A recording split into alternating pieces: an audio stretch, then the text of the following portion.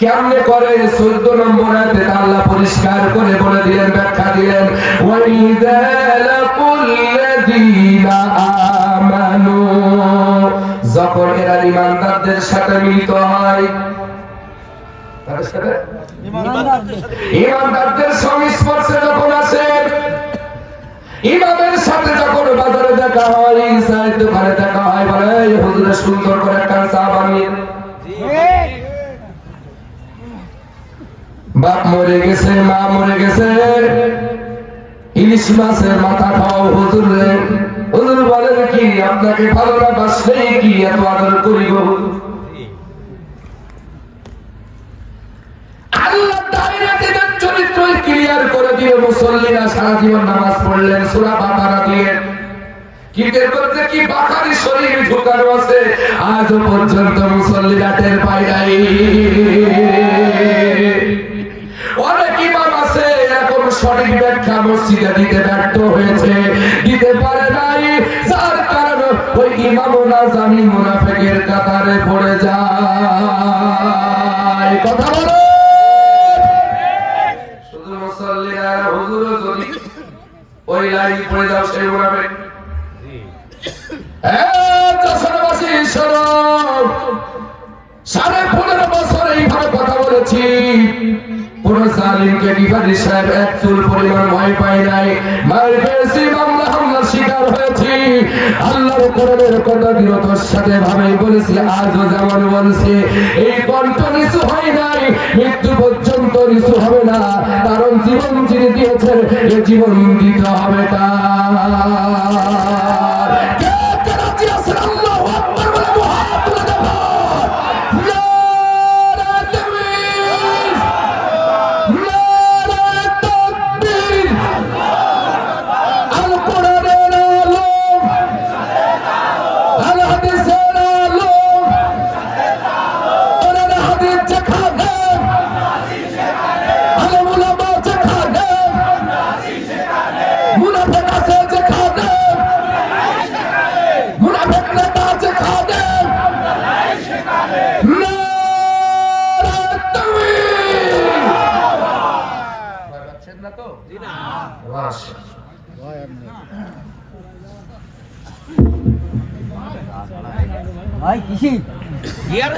এরা যখন ইমানদারদের কাছে আসে, আমার নেতার কাছে যখন আসে, হুজুরদের কাছে যখন আসে, তখন বলে ক্বালু আমান্না, বলে কি আমরা কি ইমানদার না, আমরা কি ঈমান আনিনি, আমরা কি আল্লাহর বিশ্বাস করি না, আমরা কি নামাজ রোজা করি না, বলে হুজুর আমরা তো আপনাদের সাথেই আছি। কিন্তু রব্বুল আলামিন এর পরবর্তীতে কি বললেন? আল্লাহ পাক তাদের আসল চরিত্র ফাঁস করে দিয়ে বললেন, ওয়াইদা খালাউ ইলা শায়াতিনিহিম, এই লোকেরা আবার হুজুরদের চোখের আড়াল যখন হয়ে যায়, খুব খেয়াল করে, এক কোরআন টু কোরআন, ওয়া মানে এবং ইলা মানে যখন খালাউ গোপনে মিলিত হয়, ইলা শায়াতিনিহিম শয়তানদের দলের সাথে, তখন ওরা কি বলে? ক্বালু ইন্না মাকুম, বলেন কি নেতাজি আমরা এবারে ইন্না নিশ্চয় প্রথম শব্দ গুরুত্ব দিয়ে বলতেছেন, তাকিদ দিয়ে বলতেছেন ইন্না মাকুম, বলেন কি নেতাজি আমরা তো আপনাদের সাথেই আছি। বলে যদি সাথেই থাকবা তাহলে ললিতা মাহফিলে স্লোগান দিলি কেন? বলছিল হুজুর সালাও আসি আপনার সাথে, আমি তো দেখছি তুই স্লোগান দিছিস। তখন ওরা বলে নেতাজি মাইন্ড করেন না, ভুল বুঝবেন না, ইন্না মাকুম ইন্নামা নাহনু মুস্তাহজিউন। আসল ব্যাপার হলো আমরা হুজুরদের সাথে, বক্তাদের সাথে, ইমামদের সাথে একটু ঠাট্টা বিদ্রোহ করি, এই ছাড়া কিছুই নয়। যারা বলে নাউজুবিল্লাহ, এরা টাটকা মুনাফিক, মুখে বলে আমরা কি নামাজ পড়ি না, আমরা কি আলেম ওলামা ভালোবাসি না, আমরা কি হজ করি না, আমরা কি যাকাত দিই না, আমরা কি দান সাদকা করি না, আমাদেরকে এরকম বলা হয় কেন? আমরা এগুলো বানিয়ে বলি না, না, আমার আল্লাহ মুনাফিকদের চরিত্র ক্লিয়ার করে দিয়েছেন, ফাঁস করে দিয়েছেন। ও আমার যশোরবাসী, আমার ললিতবাসী, খবরদার মুনাফিকি করো না। মুনাফিকি যারা করবে এরা জাহান্নামের সব চাইতে নিম্ন স্তরে ওদের জায়গা হবে।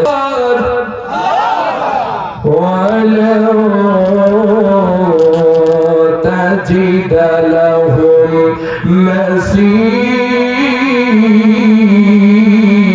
مسيرا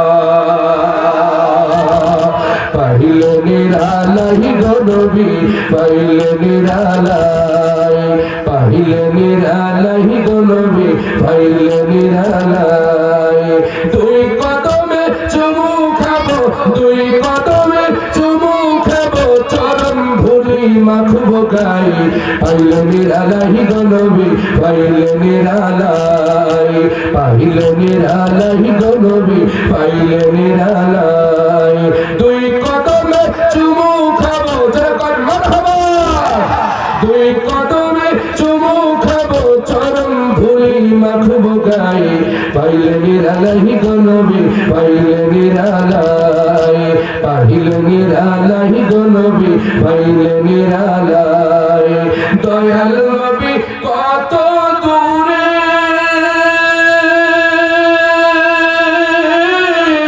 লোহিত সাগরের তীরে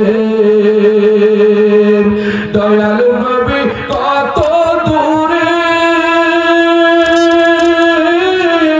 লোহিত সাগরের তীরে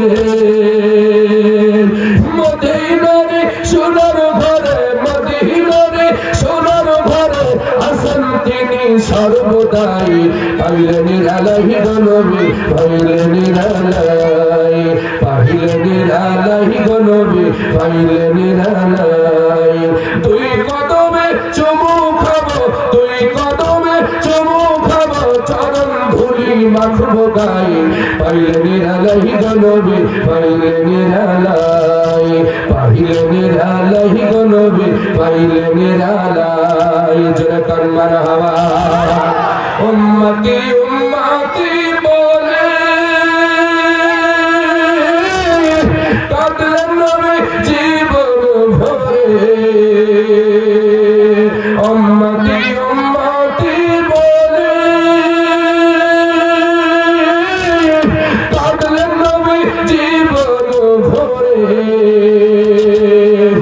এখনো কান্দেন নবী এখনো কান্দেন নবী পাপী উম্মতের মায়াই পাইল নিরালাই গনবী পাইল নিরালাই পাইল নিরালাই গনবী পাইল নিরালাই দুই কদমে চুমু খাবো দুই কদমে চুমু খাবো চরণ ভুলি মাখবো গাই পাইল নিরালাই গনবী পাইল নিরালাই পাইল নিরালাই গনবী পাইল নিরালাই কান্দি আমি যশোরেতে দাও দেখা সপনে এসে আমি কান্দি আমি ললিত হতে দাও দেখা সপনে এসে কান্দি আমি বসে বসে কান্দি একা বসে বসে আপনাকে পাওয়ার আশায় পাইল নিরালাই গনবী পাইল নিরালাই পাইল নিরালাই গনবী পাইল নিরালাই দুই কদমে চুমু খাবো দুই কদমে চুমু খাবো চরণ ধুলি মাখবো গাই পাইল নিরালাই গনবী পাইল নিরালাই পাইল নিরালাই গনবী পাইল নিরালাই পাইল নিরালাই গনবী পাইল নিরালাই পাইল নিরালাই গনবী পাইল নিরালাই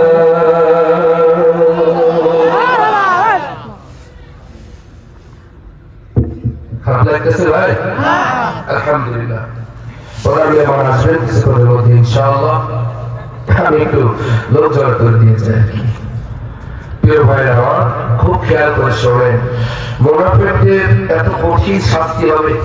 আপনারা জানেন জাহান্নাম কয়টা বলুন তো? জাহান্নামের স্তর কয়টা? 7টি স্তর আছে।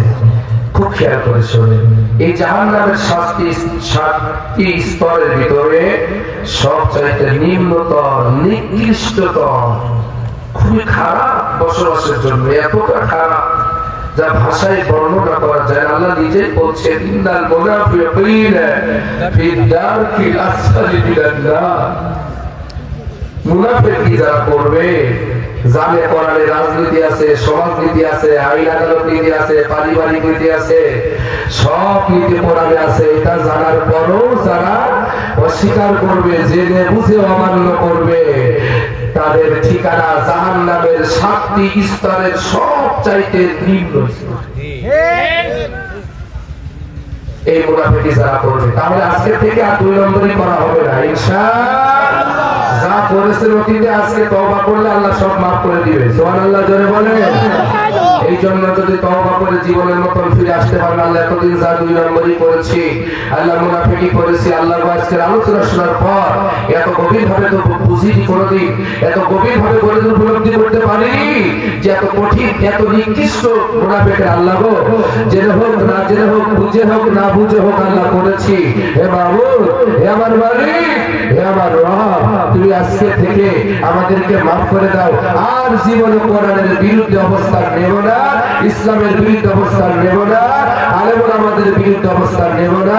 যতদিন বাঁচি রাখো আল্লাহ, 5 ওয়াক্ত সালাত আদায় করব, সত্য কথা বলবো, সত্যের পক্ষে সংগ্রাম করব। জীবন যদি চলে যায় তবুও তোমার পথ ছেড়ে দেব না। মরতে যদি হয় মরতে রাজি আছি, যদি ফাঁসির দস্তে ঝুলতে হয় ঝুলতে রাজি আছি, যদি রক্ত দিতে হয় রক্ত দিতে রাজি আছি।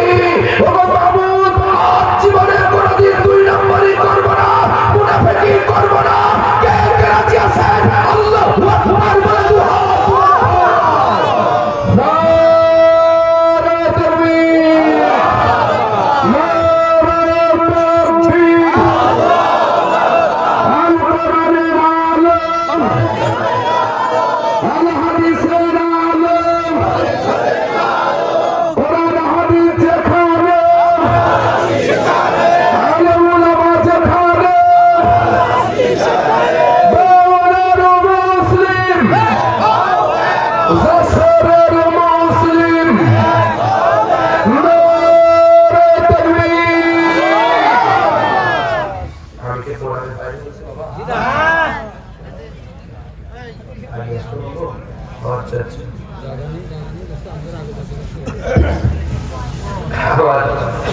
বাজার বলতেছে তো এগিয়ে আসছে, আপনারা আসবেন, আসেন আসেন।